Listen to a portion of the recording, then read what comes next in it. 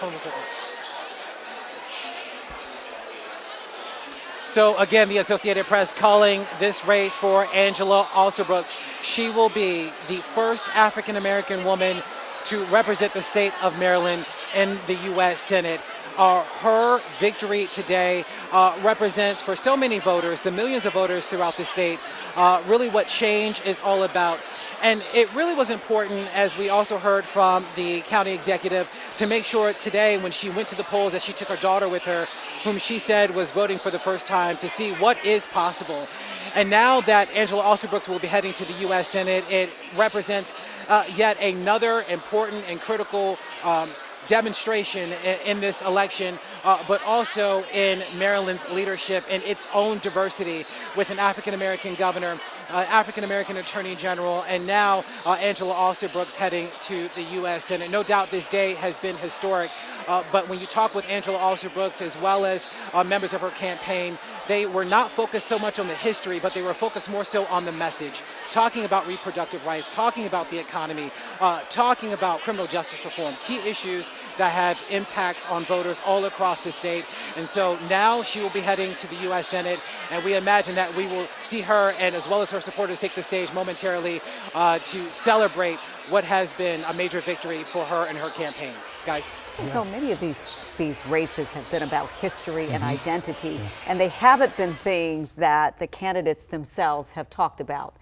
You can look at Vice President Kamala Harris as one. You can look at now Senate-elect, right, Angela Alsobrooks in this case, who never really played up the firsts that she had in her career and the first that she was positioned for, and really more about the message, as Larry just said. And he talked about a lot of the issues there that, you know, folks were focused on, but also democracy and making sure that Democrats try to keep control of the Senate. That was a big issue that Angela Alsobrooks was driving during this election as well. I can't wait for the folks in that room to get the message. Clearly, they're not clued in yet or streaming here with us. And here's the other thing. There's a lot more to talk about with regard to what happens in Prince George's County now, because when Angela Alsobrooks leaves that seat, there will be a race for that seat. There are a number of vacancies that are going to come in the county that will have to be filled as well. So there will be other special elections to talk about in the days to come. But right now, let's check in on her Republican opponent, former Maryland Governor Larry Hogan. Yeah, our Scott Broom is in Annapolis, Maryland at Hogan's Election Watch Party, where his team is gathering tonight. And what are they saying at this moment, Scott, with this news? Well, Larry just reported the news is so fresh it didn't hit the room in Angela Alsobrooks' room. It is apparent it has not hit the room yet here at Larry Hogan headquarters here in Annapolis. The crowd has been fixated mostly on national coverage from Fox News. They haven't seen any local results on the screens, and they appear to be unaware that AAP has just called this race for Angela Alsobrooks, with 52% of the votes counted across the state of Maryland. They've already called it for Angela Alsobrooks. I'm taking a look at some of the results now. It is notable that Larry Hogan did not perform, I'm sure, as well as he hoped in suburban Baltimore County, Maryland, where he had hoped potentially to pick off that county. It is with almost 50% counted, trended firmly blue for Angela Alsobrooks. And also Frederick County, Maryland, which has been a toss-up in some local elections, red versus blue. Frederick County coming in right now for Larry Hogan, but it's a very, very close margin. He didn't pull off a lot of voters. Larry just mentioned the abortion measure that's on the ballot in Maryland, and my colleague Matt also discussing that. The numbers are just huge on that one, and that turned out a lot of voters. 73% for protecting the right to reproductive freedom, with only about 26% against, the way the count stands right now. And I'm fairly certain that the Hogan campaign feels like that may have had some impact on the way things have played out, because they were really counting on doing well in suburban Baltimore County, Maryland, which has some quite conservative precincts, as well as in Howard County, Maryland, considered a swing county by this campaign. That one trending blue right now. The only other swing county would be Larry Hogan's home county.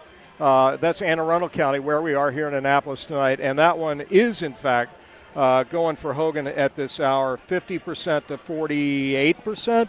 So it's close in that county as well. And the way the math has worked out, the AP has already called it. 56% of the votes counted right now. Angela Alsobrooks projected the winner with 53% of the vote. And again, here at Hogan headquarters, they just finished showing one of the mini documentaries about the former governor, extremely popular former Republican governor here, who managed to put together coalitions for winning two governor's elections here in Maryland. But that kind of dynamic simply did not play out in this election because the Senate race is frankly a different race, the way Angela Alsobrooks and national political figures cast it. It was not a local state race. It was presented as potentially tipping the balance of the entire U.S. Senate towards the Republicans, and a lot of Maryland voters who, at previous elections, particularly independents and some conservative Democrats who might have voted for Hogan, it appears that there was a completely different dynamic in this race. So here we are with, again, just over half the votes counted, and the Associated Press already calling it for Angela Alsobrooks. And Hogan supporters here in the room don't seem to be reacting yet, and they've seen no numbers on the screen, so we're not exactly sure how they're reacting, and we don't know when former Governor Hogan may be coming down to address the crowd. We'll stay on top of that and report to you immediately when it happens. Reporting live in Annapolis with the Larry Hogan campaign, Scott Broom, WUSA 9.